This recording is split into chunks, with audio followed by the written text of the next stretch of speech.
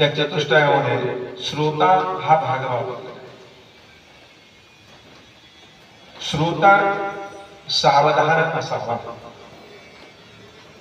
श्रोत्याची व्याख्या मांडली. श्रोता हा सावधान असावा.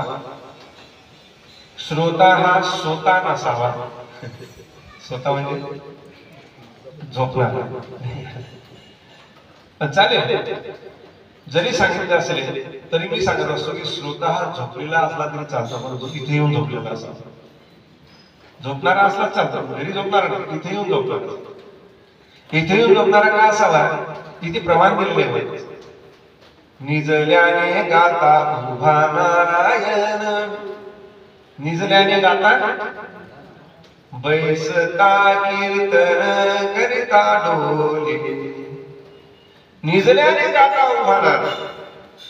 निजल्यानं गायन म्हणजे झोपून जरी आपण गायन केलं किंवा चिंतन केलं तर परमात्मा आपल्याला उभा असतो. बैसता कीर्तन करिता डोले. बसून जर कीर्तन केलं तर तो आपल्याजवळ नाचायला तयार होतो. म्हणून श्रोता हा स्वतः नसावा. आणि असला तरी चालेल, पण इथे येऊन झोपणारा असावा. काही काही झोपायसाठी सुद्धा येतो. एका मावशीने मला 500 रुपये बक्षीस दिलं होतं कथा सांगता. आजीबाई होती 60-70 वर्षाची.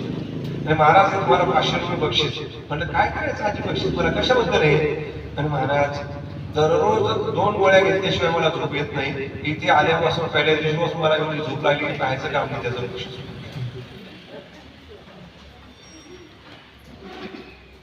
इथे ती आपोआप येते.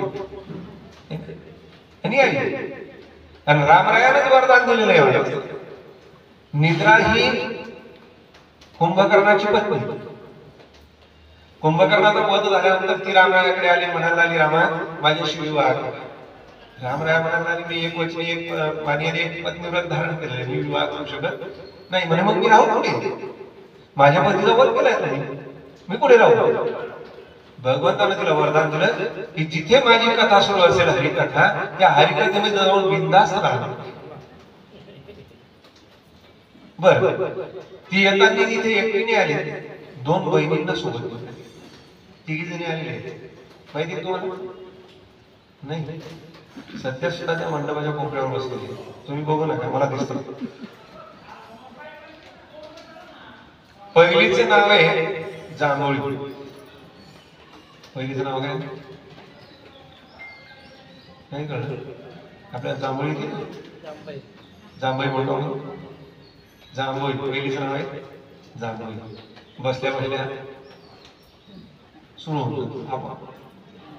मग तिची जी दुसरी बहीण आहे ती म्हणते का ग येऊ का मी, तू बसली जाऊ मी येऊ का. ही जांभोळी तिला आपोआप म्हणते हा. म्हणजे तिचं नाव आहे डुलकी किंवा डुकली. जांभोळी आली म्हणजे डुलकी आपोआप येते. ज्यावेळेस डुलकी यायला लागते, दोन्ही बहिणी विराजी झाल्यावर मग ती निद्रा देवी येते, म्हणते का ग तुम्ही दोघी गेले, आता मी येऊ का. ही डुलकी जोड्यात डोकं आपण मध्ये येते. विनोदाचा भाग मला करा. रामरायानं वरदान दिलेला कथेमध्ये आल्याशिवाय राहत नाही.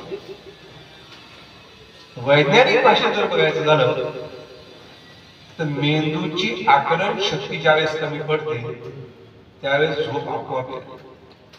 आपण म्हणतो की अध्यात्म सुरू केले की झोप येते, नाही. ते अध्यात्म आकलन करण्याची पॉवर म्हणजे शक्ती आपल्या मेंदूमध्ये राहत नाही, म्हणून झोप आपोआप येते.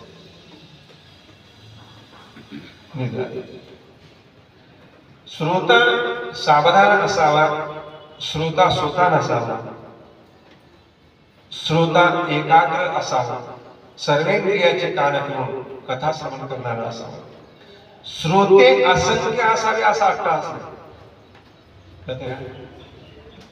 काही काहींचा अट्टहास असतो. 1 एकर शेत असलं पाहिजे, तिथे 1 एकर मंडप टाकला गेला पाहिजे, तिथे असंख्य स्क्रीन लावल्या गेल्या पाहिजेत, असंख्य श्रोते असावे लागतात.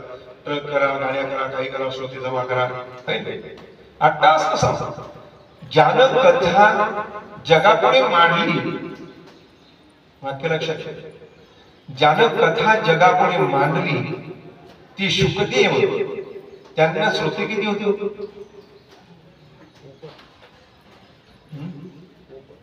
एक श्रोता होता. शुकदेवांना एक श्रोता होता, नाव होतं परीक्षिती. त्या परीक्षिती एकमेव श्रोत्याला शुकदेवांनी कथा सांगितली. ज्याने कथा जगापुढे मांडली तो, त्यांनी अट्टाहास नाही केला की मी आता एवढी कथा सांगणार आहे, रात्रंदिवस कथा सांगणार आहे, मग श्रोता एकच का माझ्या समोर. हा, मी पहिले वाक्य वापरले, श्रोता सावधान असावा.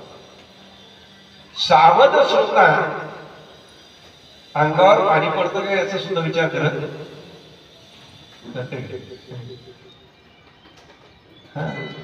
कारण सर्वेंद्रियाचे काने करून तो कथा श्रवण करतो, मग तो एकही असला तरी चालेल, पण तो श्रोता असावा. श्रोता एक चित्त असावा, एकाग्र चित्ताने श्रवण करणारा असावा, एकासनी असावा. एकासनी याचा अर्थ एका ठिकाणी, ज्या ठिकाणी पहिल्या दिवशी बसलो त्या ठिकाणी बसून 7 दिवस कथा श्रवण करणारा असावा. याचा अर्थ तुम्ही तसं करा असं नाही, एकांतर कोणी आला तर बसायला जागा द्यावी लागते नाही का. तो एक मुक्त असावा. श्रोता कसा असावा? एक मुक्त. कथा श्रवण झाल्यानंतर त्यांनी उपास सोडावा दररोज, म्हणजे त्यांनी रोज उपास करावा असं शास्त्र. महाराज उद्यापासून आम्ही कथेला येणार नाही, आमच्याकडून काही हे होणार, म्हणून इथे सुद्धा शिथिलता घेतली, सौम्यता दाखवली. जेवण खावण करून या, पण या नाही. वेळेचं बंधन पाळायला सांगितलं. कथा सामग्री, ती सामग्री सोबत घेऊन जायची. त्यासाठी कथा सामग्रीचा संचय करण्यासाठी आधी प्रतीक्षा करायला. लक्ष द्या, प्रतीक्षेशिवाय फलप्राप्ती होत नाही. बघा, नोकरदार वर्ग असला पगाराची प्रतीक्षा करायला लागते. किराणा आणायचंय, घरात सामान आणायचंय, काही वस्तू घ्यायची आहे, काय करायचंय, पहिले पगाराची प्रतीक्षा करावी लागते. 1 महिना प्रतीक्षा करावी लागते. कशाची? पगाराची.